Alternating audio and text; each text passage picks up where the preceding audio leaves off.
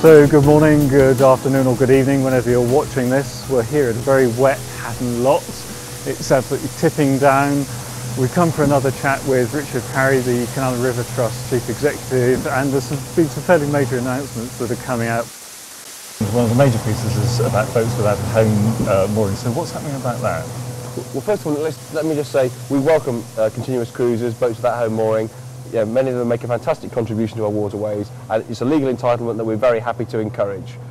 But we know that many continuous cruisers don't move as far as we believe they should, and so we're putting in place an approach whereby we'll send them regular reminders about their range of movement if they're not moving, and at the end of the period, if a boat really hasn't moved anything like as much as it should have done, we won't renew that boat's licence, or we will issue a licence for a short time and encourage them to establish some movement that is acceptable.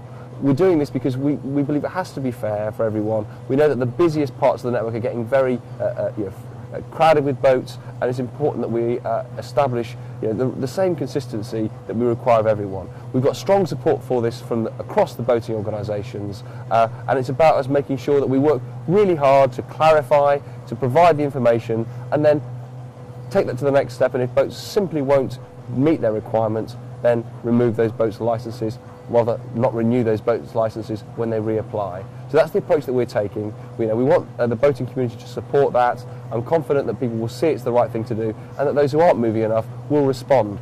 If boats need to stay in one area, our message is, look, get a home mooring, or you'll have to adapt so that you can reach a range of movement that is acceptable. And hopefully the steps we'll take will encourage people to do that. And that's right across the network? It'll apply across the network to all boats without a home mooring. We've been applying it for the last year or so to new licence holders. We're now going to roll this approach out across all continuous cruisers from around the 1st of May. Okay. And there's also a change to the framework for visitor moorings as well. That's come out today. Yeah, we've made changes over the past year to visitor moorings that haven't always been well received. And I think that's really because we haven't had a clear, consistent national framework. So what we've launched today is a kind of consistent approach so that people will want to make changes to local short-term moorings. That's in many cases absolutely the right thing to do. But we believe there should be clearer evidence, a clearer process, clearer sort of visibility of what's happening, so that people can understand why decisions are being taken and can see a consistent approach being applied. So this is decisions on how long people are going to be able to stay in the various moorings? It's about saying, well, whether something that's 48 hours should be relaxed to 7 days, or vice versa. Something that's 14 days should be cut down to 7 days or 48 hours. What's the rationale for that? Where's the evidence? People have a right to understand why decisions are being taken. We need to respond to local initiatives, get the right solutions for each location, but we need to do that in a clear, consistent way so people can see a policy being applied, a pattern being applied, and that's what this new framework should establish.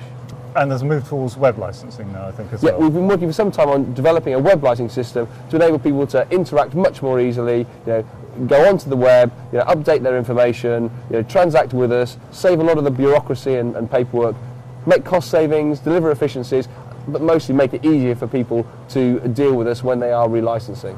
Okay. What about long-term moorings? There's something else that's come out about that today.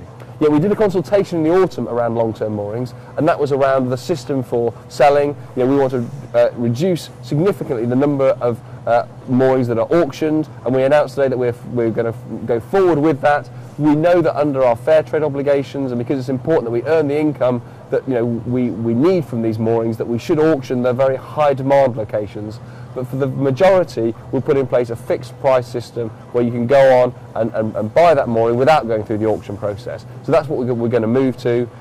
In parallel with that, we also announced today our price review and how some of the prices will change. And the good news is around a third of moorings will have no change in price at all, around another third will go up by about inflation, and then a small proportion will go up by more than inflation. About 8% will rise by more than 5%, so relatively few, and they're mostly concentrated in London and the South East, where we've seen this significant increase in the prices that moorings are going for, both through auctions but also in the local market. We've looked at what others are charging, as we're required to do, to ensure that our prices are pitched consistently with the local market.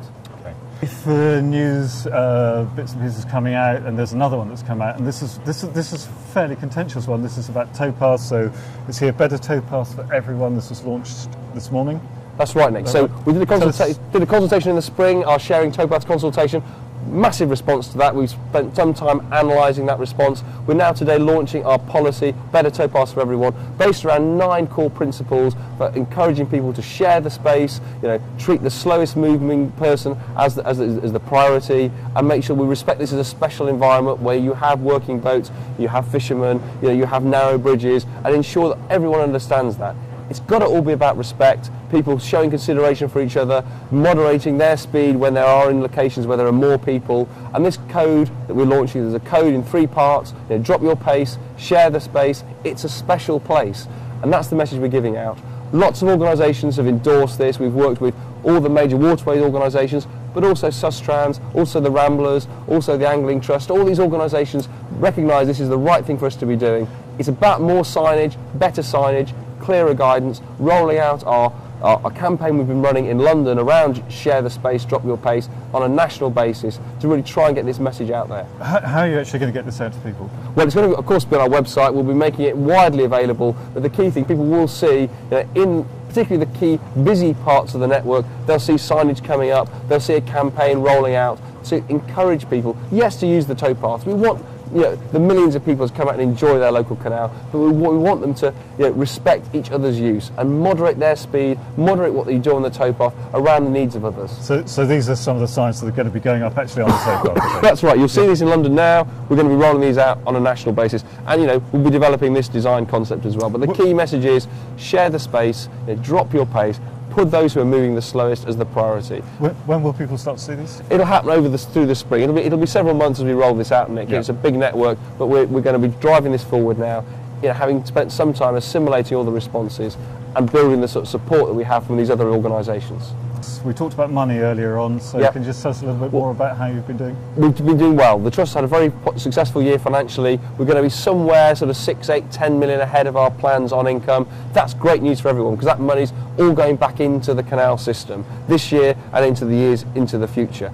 We're independent of government. Everything we earn, we keep. We get to spend it on our waterways. So we've increased significantly the money we're spending this year, put in place some additional programmes, and with the additional government grant money we get from April, people will see, again, a significant increase in the money that we can spend. So strong property income is great, some really good fundraising successes, some special projects that we have major donors funding, we have charitable trusts funding, so lots of good examples where we're bringing more money into the waterways to deliver that benefit for users and the communities that we work with.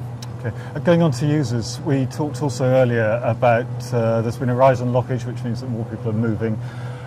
It's again been one of those things that people have been talking about, saying, oh, the waterways are dying a little bit, that there are fewer people using them, but you said the rise is 2%. Yes, that's right. Our annual lockage survey, been going back many years now, so it's a good long-term tracker, 2% up on a year ago, so a very slow sort of gradual increase, but that's good news because people are using the waterways, and also it's actually the busiest waterways that have had the smallest increases, or indeed the busiest has had a slight decline. So it does show actually we're getting a little bit more distribution across the network, which has got to be good because then those quieter waterways that are often hidden gems of their own almost are getting a little bit more usage, moving boats around the network a little bit more, so that's great. Okay, Richard, from a very wet Hatton Locks, thank you very much indeed. Thank you, Nick. Let's just have a quick look at the lock that we're standing in. It's lock number 34. It's been drained because they're having one of their open days this weekend, so we thought we'd come and have a look around with Richard at the lock beforehand. And I've got a crib sheet here. I've also got my anorak on, so I'm going to hit you with some numbers. This lock is 24.5 metres long, 4.6 metres wide, so you can get 2 good sized boats in here, and it's 5 metres high. The normal water level is where you can see that black line there, and here's the sill, and then when it's full it's about 18 inches down from the top. And talking of sills, for those of you who are wondering about boats that get caught on sills, that's the kind of damage that can get done by them. The lock itself will hold 39,450 litres of water, it says here. That's enough for 4,930 baths, and it'll hold 36 Ford Fiestas.